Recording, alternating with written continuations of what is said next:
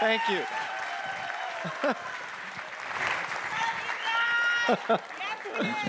Should I go around the other side? Oh, that was easy. Probably better, right? That's usually at the end. You don't get that at the beginning usually. Okay. Well, welcome back to Startup Grind. Thank you so much for being here. Well, I had to go, 2 miles from my house. So it wasn't that big a deal. It's a big Anything for you, Derek. Up to 2 miles. Well, we're thrilled to have you. You're here because I feel like I see you all over the world. What do you do? What is your life like? How often are you in town? How often are you on a plane? It's because Asians all look alike. It's That's not what I said. well, I travel a lot, and I'm pretty active on social media. And can I tell you a funny story? Kind of racist story. So, I'm 63 years old, and when you're 63, you just don't give a shit anymore. So I'll tell you a great story. So one day, this is about 15 years ago, I'm driving on El Camino, and at that time I had a Porsche 911, and I was driving in this 911, and I looked to my left, and there's this car with 4 teenage girls, and they're looking at me, smiling, making eye contact, giggling, and I'm thinking, Guy, you have truly arrived. Even teenage girls know who you are. It's because of your work at Apple, your books, your writing, surfing, everything. Yeah, whatever, right? And so the girl in the front seat says, roll down your window. So I roll down my window, and she sticks her head out, and she says to me, are you Jackie Chan? And so I'm not gonna laugh at that. And so ever since that day, it's been my goal. If any of you are from Hong Kong or know Jackie Chan, please tell him this. That it's been my goal that one day Jackie Chan is in his Bentley or Lamborghini or Mercedes-Benz, not Tesla. Black car. Yeah, and some group of teenage girls asked him to roll down his window and says, are you Guy Kawasaki? That's my goal. I made you speechless? Yeah, I mean, it's hard to top there's been that a few story. speechless moments here in the last 3 or 4 minutes. You've done so many things. Our talk's about the last 30 years of Silicon Valley. We're going to cover that in about 20 minutes. So right. good luck. We'll spend 30 seconds per year. But what do you? I just wonder. What do you see yourself as? Like, are you an author? Are you an entrepreneur? Are you a marketer? Are you how do you position myself? Self-position yourself when you're looking in the mirror? Well, if you looked at my LinkedIn profile, it would say that I'm Chief Evangelist of Canva, and I hope many of you use Canva. Yeah, thank you. And I'm a Mercedes-Benz brand ambassador, and I am on the board of directors of this company, Cheeze, and I'm an executive fellow at the Haas School of Business of UC Berkeley. But all of that, I think, is really, it's subordinate to, I have 4 children, and I truly love my children. They have fundamentally changed my life, my outlook. And as I said, I'm 63 years old, so I'm 2/3 dead, And so I realized that no one ever goes through life, and at the end of your life, you say, man, if only I had worked a little harder. If I had gone to one more meeting, if I had done one more off-site, if I had, did one more 2x2 matrix and put that company in the upper right-hand corner, if I had sucked up to one more VC, I would have been happy. So I've really made this decision. I'm trying to spend as much time with my kids. And luckily, my kids, they're 24, 22, 16, and 12. And we all share a passion for one thing, which is surfing. So I have the very enviable position that there are times where I'm surfing with 4 of my children. And That's I really can't tell you how fantastic that is to be able to surf with your children. Really do anything with your children. But so I define myself as a father, first of all. That's awesome. Maybe evangelist after that. Yeah, that's awesome. Yeah, and I think it's interesting. You think about. I was at an event recently where Larry Ellison was talking, and he said, you think of all the things he's done or all the things you've done, And I said, what is the one thing when you look in the mirror, what's the one thing you remember or you think about when you look in the mirror? And he talked about how that his parents, when they wanted to become a doctor, and he became an entrepreneur, and then 10 years after he started Oracle, they were like, hey, this was a good decision. We're really proud of you.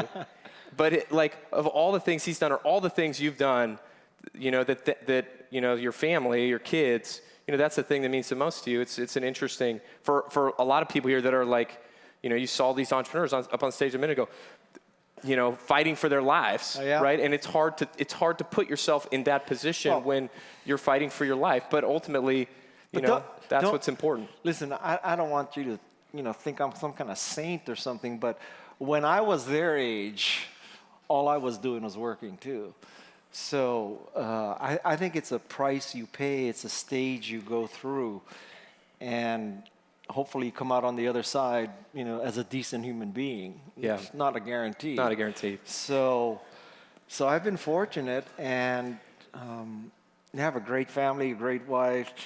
I have a really good life. I don't, You seem like you have a good life. I don't think that's in dispute. But I'm not like billionaire good life. I'm not on private jets. In fact, oh my God, this year, one of the big disappointments of 2018 is that I did not qualify for United Airlines Global Services. I just so pissed off. Well, we'll all tweet at them today. Yeah, and let's change that. And so, are any of you global service out here? So it is a very good position to be with United Airlines. I mean, all of a sudden the waters part.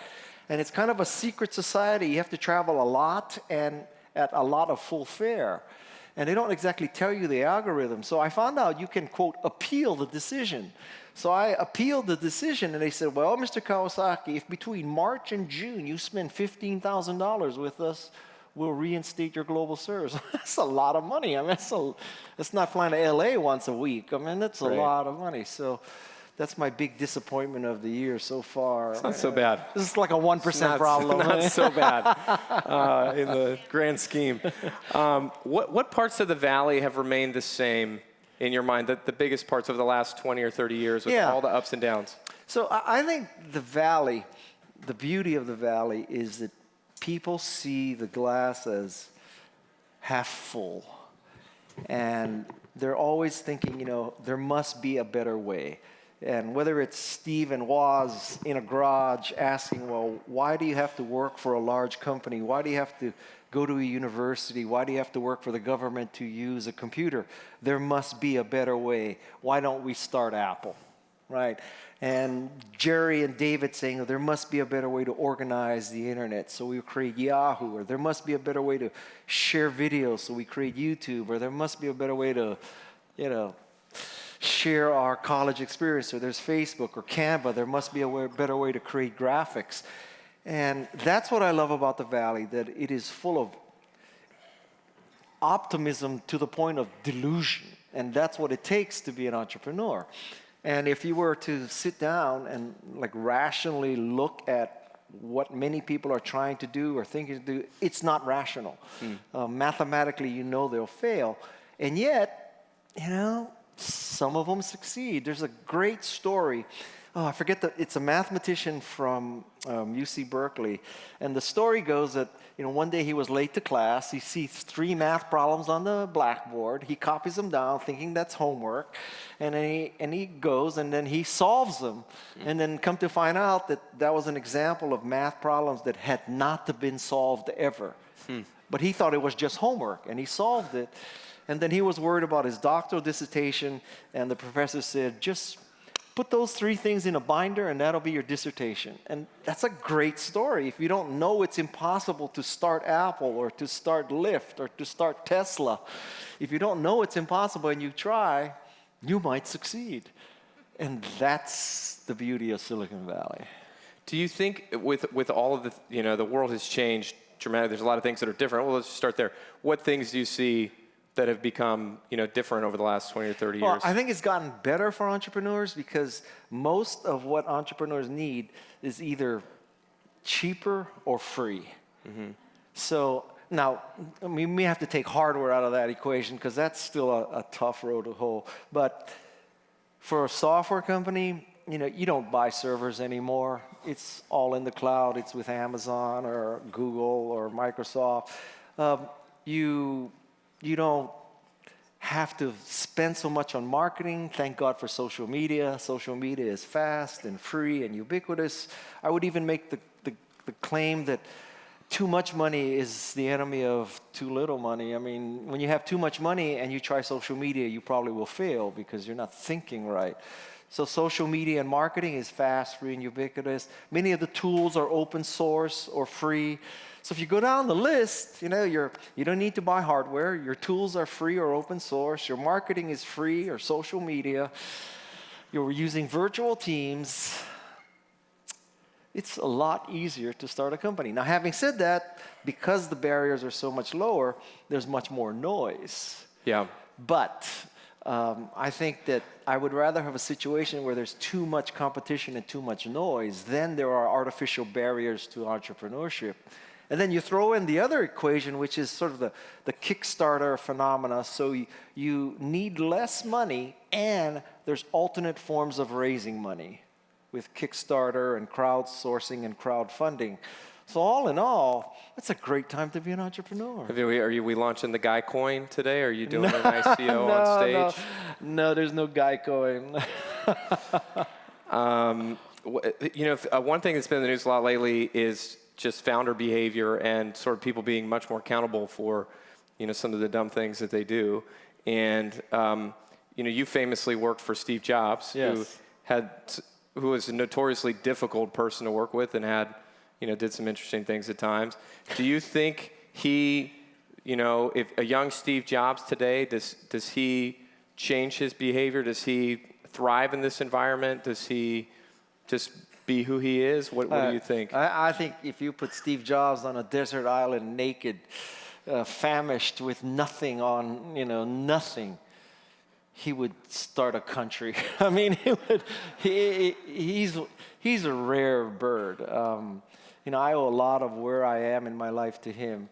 And he was not the pleasantest person to work for.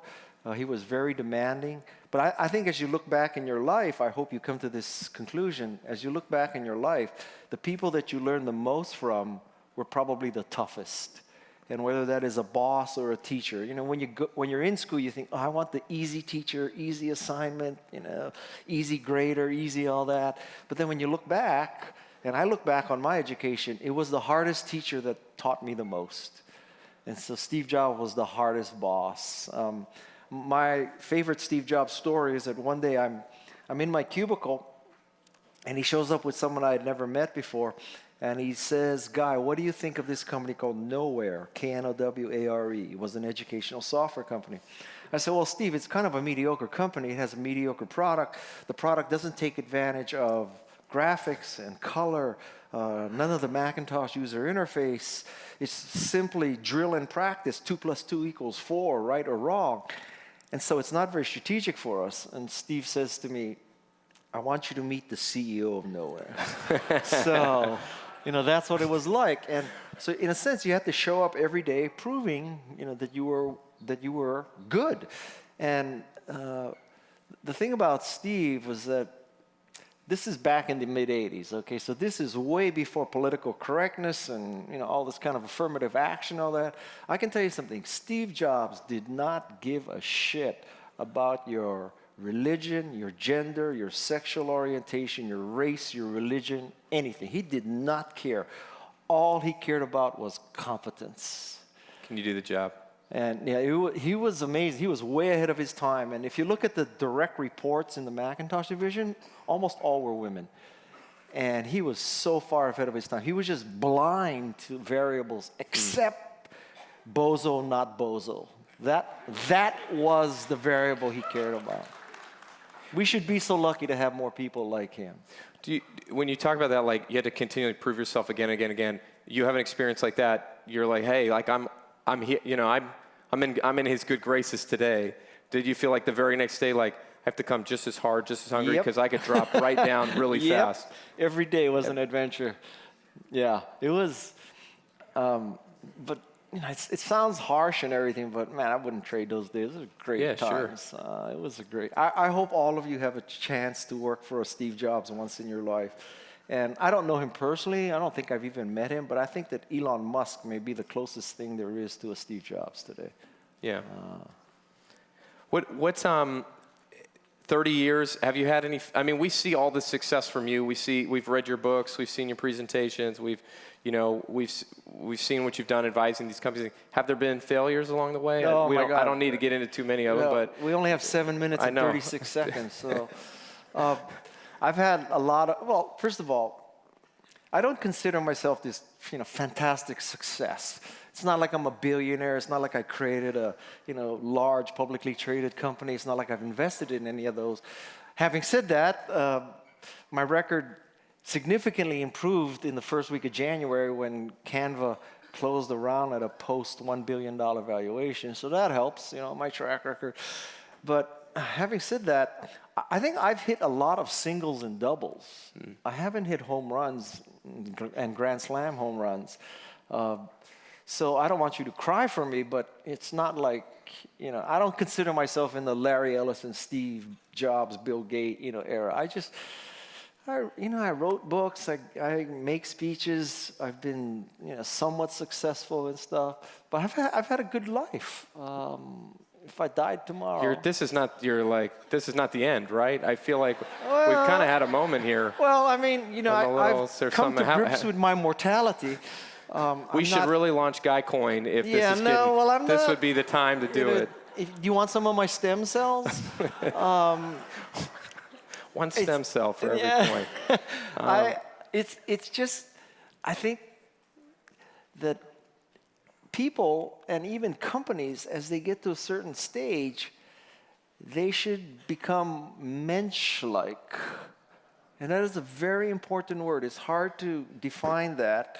It's a Yiddish term, and it means that you become, like trusting and gentle and patient and kind, that you have this noblesse oblige, that you take the higher road, and you're supposed to get like, you're supposed to feel like you're less entitled, that you're not elite and all that. You're supposed to go the other way. I think that's the road to go. Well, one thing about Canva is that this is not a Silicon Valley company. This is a company based in Australia. And I wonder, tell us how you got connected with that founder. Okay. So Canva, about 4 years ago, I was already very active on social media, and I worked with a woman named Peg Fitzpatrick. And Peg Fitzpatrick is probably the best social media person in the world. I kid you not. And so she was handling a lot of my tweets, and she was using Canva to make the graphics for the tweets. So she was using Canva, and then Melanie and Cliff, the co-founders of Canva, noticed that I was using Canva for my tweets. And so they reached out to me and basically mentioned me, and by some miracle I actually saw that tweet, and then I responded, and they were going to be in California shortly thereafter, so they came to my house, and we really, sort of liked each other. I started my career democratizing computing with Macintosh, and I'm ending my career democratizing graphics with Canva. And so I love to democratize stuff and make things a meritocracy. So we really hit it off, and then I wasn't really looking for a job or anything, and the next thing you know, I was chief evangelist of Canva, spreading the good news of Canva. Evangelism means spreading the good news. So I was an evangelist for Macintosh, evangelist for Canva. And I also have to explain the theory of Guy's golden touch. So Guy's golden touch is not whatever I touch turns to gold. Guy's golden touch is whatever is gold Guy touches. And so let me tell you, this is a secret for you. The secret to evangelism is evangelize good stuff. Because it is easy to evangelize Macintosh and Canva. It is hard to evangelize crap. Okay? I could never evangelize Windows Mobile, for example. So it was just a serendipitous thing. And then I've worked with some really great companies. And I have to tell you that Canva, I've never seen a company who more relentlessly pursues perfection. They try to perfect everything from onboarding to the search for pictures to the engine behind Canva and all. I'm so impressed with them, and I'm not saying that I'm taking credit for that. I'm not. Yeah, you're just impressed This is by Guy's it. golden touch. So yeah, it's been really a pleasure working with them. There's actually a new company called Cheeze that Yeah. is launching today. Yeah. That you're going to be part of. I wonder if the founder, Yeah, we'll Simon, if you could come bring out. him out. And you know, Simon. Yeah, you can clap for Simon. He's a good guy. Hey, man. Have a seat, Simon. Thank you. How you doing? Simon and I met in 2012, and he wanted to be the Star Brand chapter director in Dubai. And he was working at Groupon at the time. He was leaving to become an entrepreneur. He started this company called Brandster, and he started a chapter there and did this amazing job and started to get to know him. And then in the last couple of years, he's been working on this really cool new product. Simon, well, first of all, Simon, just tell us what is Cheeze? What problem does it, what does it do? So, thanks for having me, first and foremost. Hi, guys, how you doing? Cheeze is an app that basically lets you capture moments together. It solves a problem where you're taking photos, everybody's got photos on their own phone, and there's no real easy way of bringing them together. So, like Derek said, I was at Dubai in Startup Grind trying to raise some money for the company, and it was Guy Kawasaki's business plan template that helped me raise my money for that company. So to be on stage with you two here is pretty wild, to be honest. When we're both of looking at us. with Yeah, the it's a app big here, deal. you'll see this is some examples. But on the left, you've got all of the albums. If you download the app from cheeze.com, you can join the Startup Grind album, and we've got a bunch of photographers, and we're all taking pictures, and we're all adding to it, and it's a really cool way of gathering photos in one place. You know, for me, what attracted me to Cheeze, in a sense, it's anti-social media platform. And so Is it? it is, because my social media platforms, if you added up all the followers, there's something like 12 million followers. Probably 9 million are Russian bots. But anyway, so I have 12 million followers. So when I post a picture to Instagram or Google Plus, if anybody uses Google Plus anymore, or Twitter or Facebook, it's really like a one-to-many, just total blast.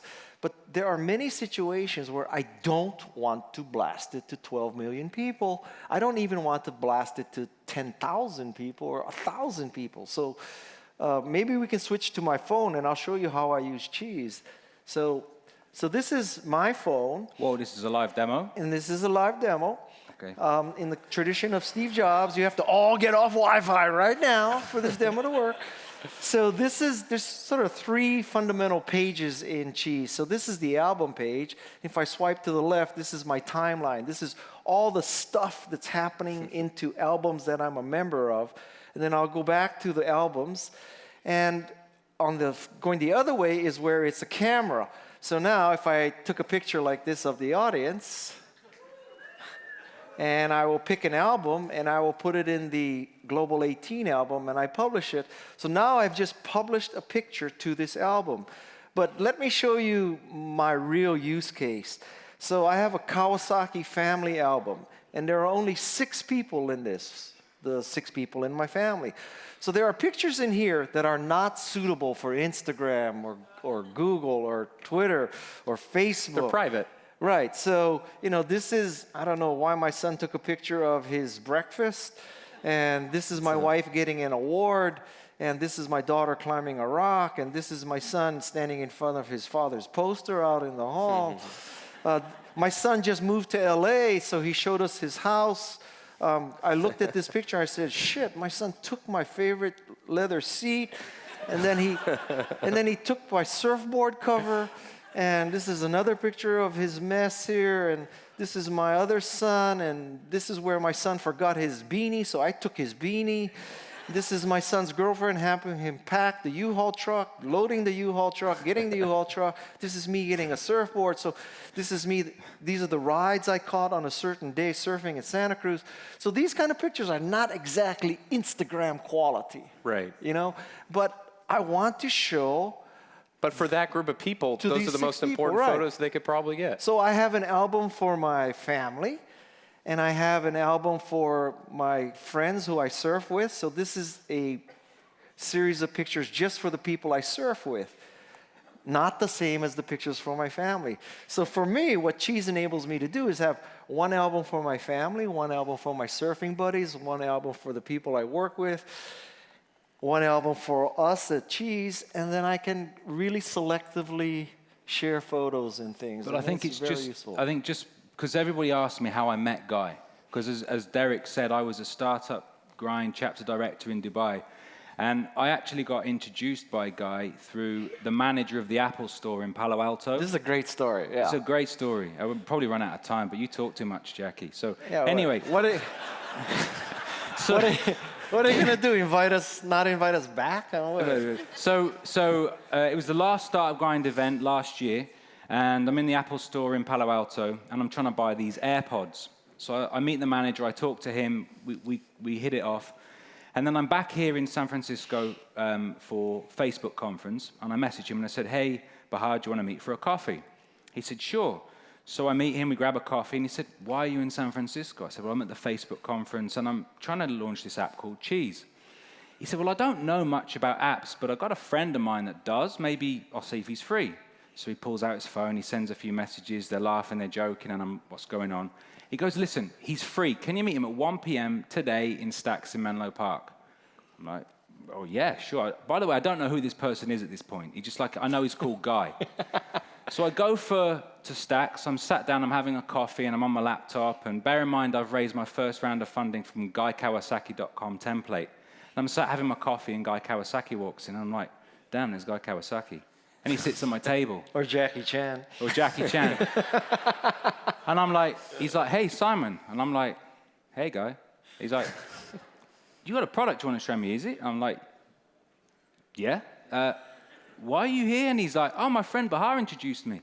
And then I showed him the app, and he's like, this is fantastic, but I can only work with you if my wife and my daughter like it. I was like, he said, so let me put it to the jury. If they like it, then we'll hit it off. And luckily, they liked it. And yeah, and I think that what's important about that is, you know, every year I've been in the audience like you guys, hustling away, grinding away. Derek's built an unbelievable community. When we joined in 2012, we were chapter number 12, I think. And there's now 500 plus. And like he said before, just say hello to everybody. If I hadn't asked that guy in the Apple store how his day was, I'd never be sat here with Guy. Jack, whatever you're calling yourself now. So you know, I'm so lucky to be on stage here. Guy's an absolute amazing partner for Cheeze. You're going to see him taking pictures. He won't stop taking pictures. We've had to increase our servers. It's an Asian thing. I can't help it. Yesterday we lost him. We were like, where's Guy gone? And we had to look at Cheeze to find him. He was behind the scenes. He was up there. He was in the bathroom. Were you in the bathroom? No, he wasn't. No pictures. No pictures. Sorry we've gone over. No, that's great. Cheeze is launching today. We're so excited about it. Thank you, Guy, for being here. Thank you. Thank you. Download it. Hey, let's take a selfie. Download it in the App Store, or you can scan this QR code with Can I just give them one more piece of advice? Yeah, please. Okay, the most important piece of advice I can give you is focus on the prototype. It's all about the prototype. Get it out there, okay? That's the most important thing. Yeah, we built this in about 3 months. The purpose of a company is not to raise money. It is to create customers. You need money. And you create customers with a prototype. Focus on the prototype. Come on, let's take a selfie. Much. Can we put the lights Yeah, on? we'll do it. Turn the lights on real quick. Everybody stand up. Let's take a... And you know what you're going to say, right? Cheese, obviously. So. Okay. All right, turn around here, Guy. Here you go. Are we ready? This is a big moment. It is a big moment. Hey, you're out. Hey, wait there. Where's Simon? I'm here. Sorry, Guy, taking all the airtime. Right, you ready?